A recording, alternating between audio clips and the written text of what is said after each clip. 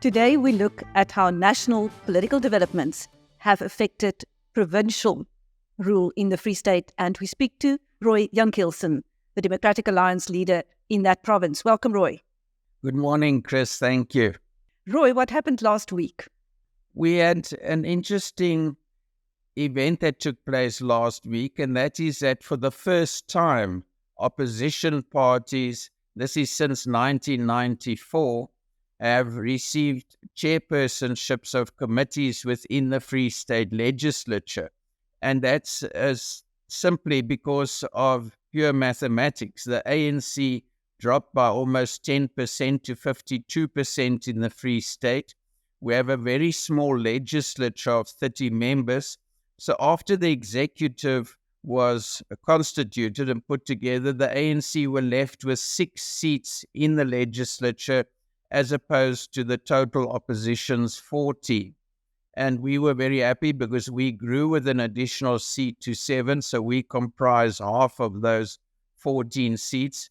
So what it came down to is that the ANC were unable to fill all the positions because after they'd filled the speaker, deputy speaker positions, they still had chair of chairs, chief whip, etc. And there are 8 committees that needed to be filled. So after some time of negotiation since the election, we managed to obtain 2 chairperson positions, the Committee on Petitions and the Committee of Infrastructure in the legislature, and the EFF and Freedom Front each got 1 committee chairpersonship as well, and then the ANC were able to take up the other committee chair positions. This brings in a new type of dynamic within the legislature where we will be more consensus-based. We did indicate that we will continue to play an active opposition role in the legislature because the legislature's constitutional mandate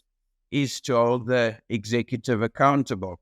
And that is what we'll do. We'll just be able to do it from different positions within the legislature. We also increased our numbers on committees from 1 person per committee to 2 people per committee, which will also strengthen our position within committees.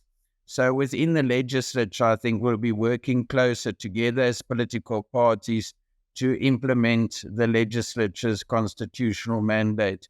It's also interesting because the ANC even had to cut one of their cabinet positions, one of their MECs, to give them an additional seat in the legislature. But in spite of that, they couldn't get the necessary majority they needed to fill all those seats. And this is something that we predicted during the election campaign. Roy, does that make you more optimistic for the future of the province? I remember the last time we spoke, you were quite despondent.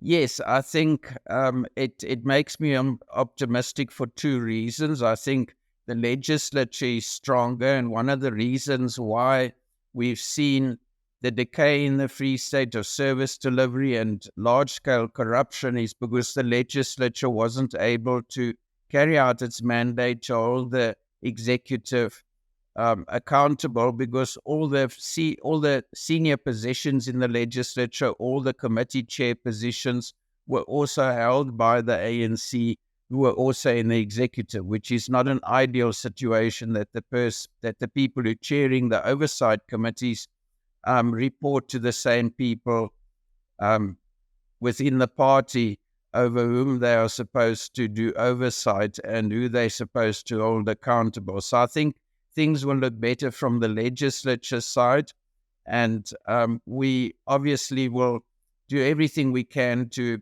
put alternatives on the table and ensure that these benefit the people of the Free State. Roy, now you recently received a public protector's report on the funeral costs of an MEC. Can you tell us what that report contained, please? Yes. Several months ago, before the election, one of our MECs passed away tragically in a motor vehicle accident near Wynberg. And unfortunately, the provincial government decided to use this to spend large amounts of money, and close to 6 million rand was spent on the funeral costs of the MEC and his protector. And we regarded these amounts as excessive, and we reported it to the public protector. And 2 weeks ago, the public protector brought out a report and agreed with the DA that the funeral costs were excessive, but went a little bit further in the investigations and also found that there was a conflict of interest within the office of the Premier, where officials were sitting on the bid adjudication committee, but these same officials were also the people who drafted the specifications, which is a clear conflict of interest. And then there were also, interestingly, increased amounts on the tender that weren't in the specifications that were also approved, substantial amounts. And the recommendations of the public protector are, firstly, that the president and the national head of Treasury have to set the costs for state funerals. So they must cap those costs, which I think is a good outcome for the country at national and provincial levels, where these costs weren't capped previously and became excessive. And then secondly, the public protector also said that certain individuals from the Director General in the Free State and the officials who were involved must be subject to disciplinary action, and this within specific time frames. And then also that the Hawks have to investigate this, and I have confirmed that the Hawks are looking into these costs as well. It is tragic that a funeral of someone has to be turned into a public protector report. And we did our duty as the official opposition, but I think that the executive must take into account that they're not doing anyone any favors when they do this, and it's not good for them or for the families involved when this type of thing happens. Roy, the last time we spoke, you told me that state capture was perfected in the Free State, that the rule book was written there and was only applied somewhere else, and that much of that happened under the premiership of Ace Magashule. How is the fight to hold him accountable going? Chris, that's a loaded question, because in some respects there have been some improvements, but in other respects it's more of the same. At provincial level, we've heard rhetoric from our previous Premier and our current Premier regarding corruption and how they're going to fight corruption. But the big fight against corruption is not going to be from political platforms and in rhetoric. It's going to be actually doing away with the cadre deployment policy which caused this. And Ace Magashule took that cadre deployment policy and turned it into state capture in the Free State. And in fact, I always said perfected it there as a perfect instrument to implement these deals with tenderpreneurs in the province. And that was the major cause of state capture in the province. And then this was also exported to the rest of the country. Not that it wasn't taking place in other parts of the country previously, but I think in the Free State we saw how political power merged with executive authority to implement this and perfect it. So there has been the rhetoric from our ANC leaders, the new ANC factions in the Free State, but those cadres who implemented these policies are still in place. So the ANC still has to take this major decision, and that is to do away with cadre deployment and bring in expertise as the main instrument for implementing or for appointing officials within the administration. And that has yet to be done. And of course, at municipal level, state capture is continuing unabated, because we see the impact of this on service delivery in our municipalities as we speak, many municipalities and individuals on the ground are still struggling with water. They were struggling before the election, and this hasn't changed for those people. And this is a human rights issue. We drafted a substantial report for the Human Rights Commission before the election, which we submitted to them during their public hearings in the province. We also published this internationally, and we hope that this will have an impact on service delivery on the ground. So we're waiting for the Human Rights Commission to bring their report and their recommendations as well. But, it impacts on the right to water. It impacts on people's educational rights. It has an economic impact, which impacts on people's right to find employment and to look after themselves, to supply livelihoods for themselves and their families. So it is very broad in the Free State, because you can't have any development without water. People can still live without electricity and roads, but water is a basic human right. Now, Roy, Ace Magashule's former PA has been arrested in the United States and is going to be extradited. What will that mean for his upcoming trial? Well, we hope that we will have convictions because we've seen in the past that many officials have been arrested and officials are thrown under the bus during these investigations. And if we could get a conviction of someone like Ace Magashule, whose trial starts in August in earnest, hopefully this time, it will send a clear message to the people of the Free State and the country that the state is serious about dealing with corruption. And we hope that the state do have a watertight case in this regard, and that we're not going to see it like with other previous politicians in the Free State thrown out of court or having the case withdrawn. We hope that we will see convictions, but obviously it's going to depend on how well our state prosecuting authority performs and the state prosecutors, and of course on the political will to actually drive this through and make sure that we have a good outcome. And a good outcome is convictions. We want to see people in orange overalls in jail, not just in the courts endlessly. Turning to other crime in your region, Roy, some of BizNews viewers have been touched to complain and share their frustrations with cross-border smuggling of vehicles, with the cattle rustling that's also continuing unabated. What can you tell us?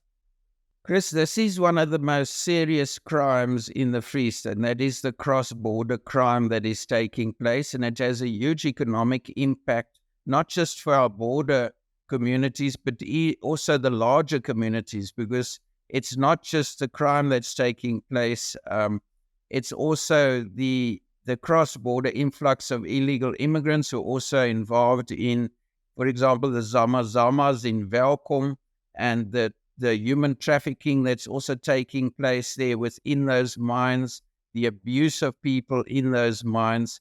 And there doesn't seem to be a solution from law enforcement agencies for this problem. Just setting up special task teams is not enough. We need to see a reduction in this on the ground. But the cross-border crime is continuing unabated. I visited the border a month or two ago and actually witnessed firsthand the lack of law enforcement on the border. Firstly, the infrastructure. There is no fence on the border. I just, you just walk across. You can see the poles where the fences were, and you just step across from one side of the border to the other. And as you look across the hills and mountains there's no visible policing. There's no South African National Defence Force in sight. There's no police presence there in sight. All what you see are the Lesotho citizens' cattle grazing on the South African side, which happens on a daily basis. They chase their cattle across the border, they graze there. when the local farmers or communities threaten to impound the cattle, they set the grass alight during the fire season and cause fires out of revenge attacks. And of course, there are the physical attacks as well by these cattle rustlers. But while we were there, we were also informed by the community of human trafficking that takes place across the border, of the very serious drug trafficking that's taking place. And then, as you mentioned, also the vehicle theft syndicates who are crossing the border into Lesotho. And this doesn't only affect the Free State. Obviously, these vehicles are coming from all over the country. And the drugs don't only flow into the Free State, but also into other parts of the country as well. And it's some of the stories we heard, they are actually tragic, of local schools on the border on the South African side where children are addicted to these drugs, and these drug traffickers come across the border, and during breaks these kids have to go and trade themselves for the drugs. We've also heard stories of complicity with our law enforcement agencies where they are in fact assisting some of these criminals who are perpetrating these crimes. And it doesn't seem that there's the political will at this stage to deal with these issues at a national or provincial level. And what's also taking place is not just those types of crime, but we also see the trafficking in illegal goods such as lion bones, for example, from farms in the Free State, because we have SADC protocols within the Southern African Development Community, and anything that's packaged within one of the SADC countries is not subjected to searches at our ports of exit. So if you package something in Lesotho, in terms of those protocols, it goes through the country and it is exported through our ports of exit without being searched, because the SADC agreements are written in such a way that the countries are supposed to have mutual trust. So we find that things are packaged there into containers, hopefully not humans as well, but it's not impossible, and then are exited, and they're not are taken through our country and to our ports of exit, and then find their way to places abroad. Well, with the appointment of a new Minister of Police, there are people who are hopeful that there could be action, certainly at national level and hopefully also at provincial level. What do you think, Roy?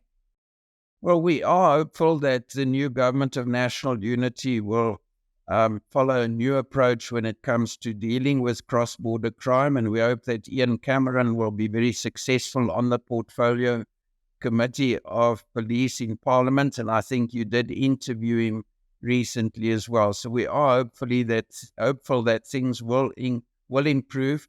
But what we'll need to do is improve the whole culture of law enforcement in the country, because I always say that the best deterrent to would-be criminals is the knowledge that if you do commit a crime, you will be detected, you will be convicted, and you will be punished. The type of punishment, death penalty, etc., I think is less of a deterrent than the knowledge that you will in fact be caught and you will be nailed and jailed if you commit a crime. And we need to bring that about through perhaps changes in policies. And the most important thing, I think, is the change in culture and then the political will to actually implement our laws. Because it's not the lack of legislation that is causing the crimes, but it's the lack of implementation of this legislation. And we have very good policies as the DA that we think can assist in the fight against crime. The decentralization of law enforcement to provincial and local level, and then also the implementation of special rural units that can deal with cross-border crime and rural crimes using technology, drone technology, cameras, and various other means to fight against crime. Thank you. That was Democratic Alliance Free State leader Roy Jankielsohn speaking to BizNews viewers about crime and politics in his province. Thank you, Roy, and I'm Chris Steyn. Thank you, Chris.